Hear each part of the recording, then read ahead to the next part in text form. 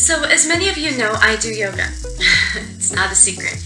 And I've been so blessed to have stumbled into yoga a really long time ago. And it helped to elevate me from some of the darkness that I was experiencing at that point in my life. And it's given me the tools to really take on life as it comes at me. And I was sitting here thinking about how yoga has this incredible ability and why it is such a blessing.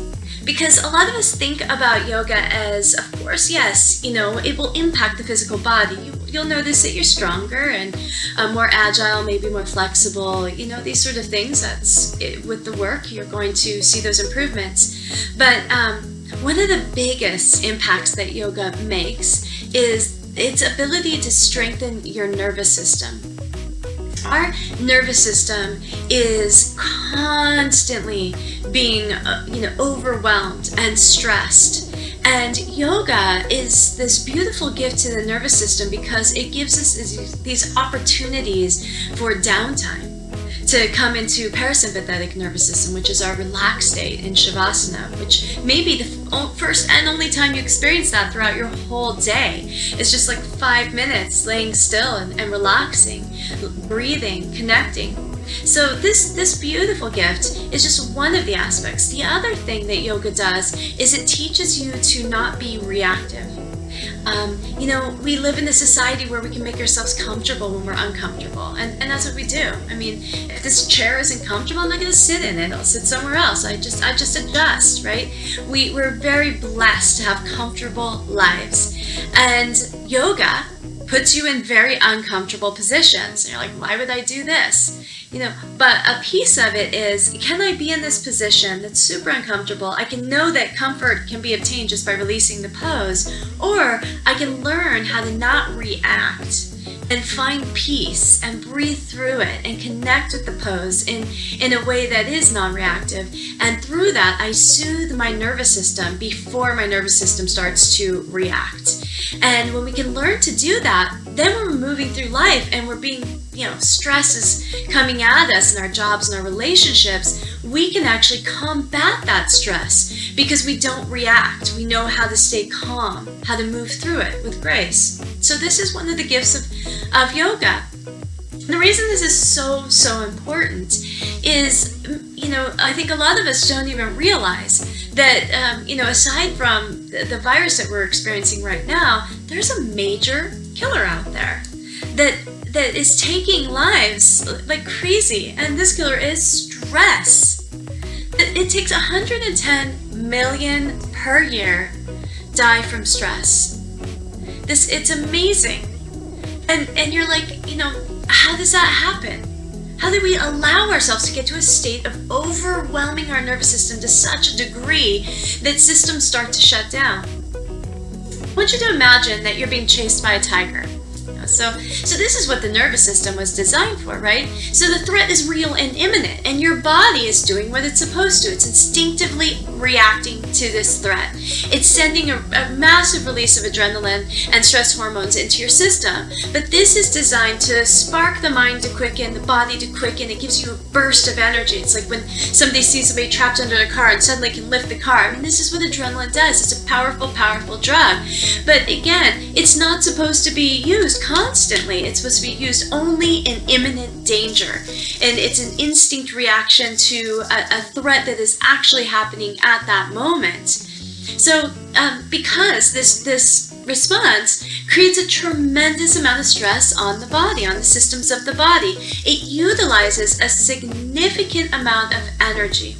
And while the energy of the body is being directed towards, preparing or survival, the immune system is temporarily weakened because all the energy leaves. It can't fight off, viruses or anything like this at the time because it's busy, fighting off this threat.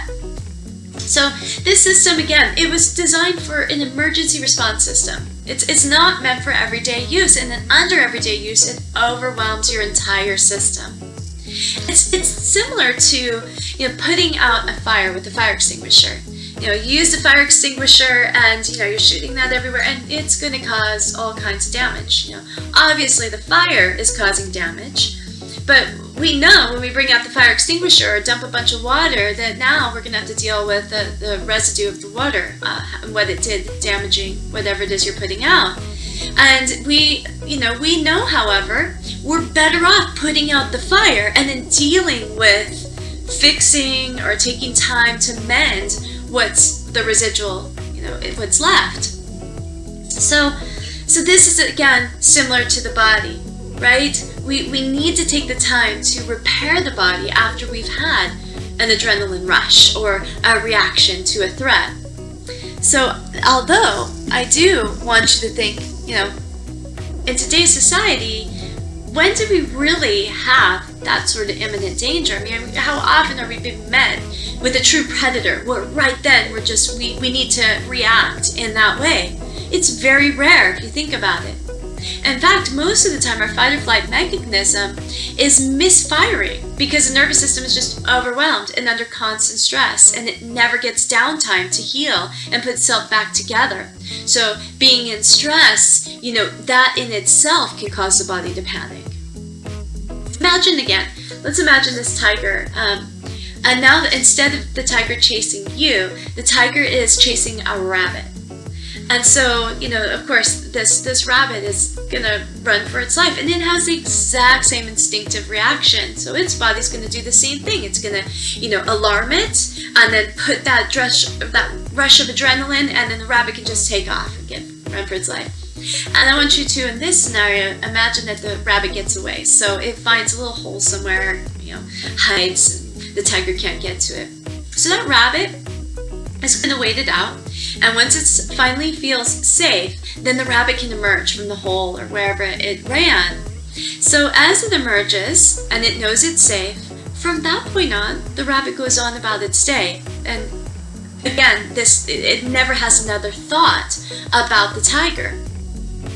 Here's the difference between humans and animals, is that the animal won't have those flashbacks or sudden burst of fear as he remembers this traumatic experience of the tiger. But the human, he could or she could reimagine this threat 100 more times throughout the day. And the body would react as if it's being chased, even though you're safely at home and you're just having a flashback, just a memory. But see, the body responds to the mind, and the mind triggers the body. And so if there's fear that rushes into the mind, suddenly the body will react as if there is an actual threat, and it doesn't know any difference. And it can do this whether or not there is a real threat to validate it. So, obviously, we want to have imaginations. It's a beautiful gift to be able to think in color in such a great way. Because of this is what has us being so innovative. And how come we have all of these amazing ways to find comfort in our lives? It's amazing what we've created, and all of this, this that sets us apart from the animals comes from our ability to imagine. It's a wonderful gift. So the problem is, are we using it wrong? You have to look at, that each person's imagination is almost like a fingerprint or a thumbprint, and it's going to be fed by all of their past experiences, things that they've taken in through their subconscious or their conscious mind. So it's stories of maybe, could be past traumas. It doesn't even have to be theirs. It could be somebody else's story that they've heard. But these experiences all intermingle within the story that's in their mind, and all of those things can come rushing back at any given time and create a reaction within the body as if it's happening. But again, there's a blessing in that, because we could be using this incredible skill of imagination to daydream and think about wonderful things, joyful things. We could be sitting in the mind, and then this could cause a release of endorphins in the body that are, happy hormones. So we feel so good, that rush of joy and peace. That essence can rush through us. Again, all controlled by what are we choosing to think about. It's amazing what the mind is capable of. And if the mind plays such a strong role in the biological response of the body and triggers this releasing of chemicals that drastically impact the overall health, energy levels, and ability to know and experience joy, why wouldn't we just all change our minds all the time and have happy thoughts? Seems simple, right? I mean, one of the only certainties in life is the fact that we all know that we're going to inevitably die. So why do we spend so much time fearing death and allowing those thoughts to come in and then reaping this terrible, terrible, overhaul in the body? We're intelligent beings, and we're completely aware that every single day we take many risks. I mean, from the moment we roll out of bed, they say something like 450 people die a year just rolling out of bed.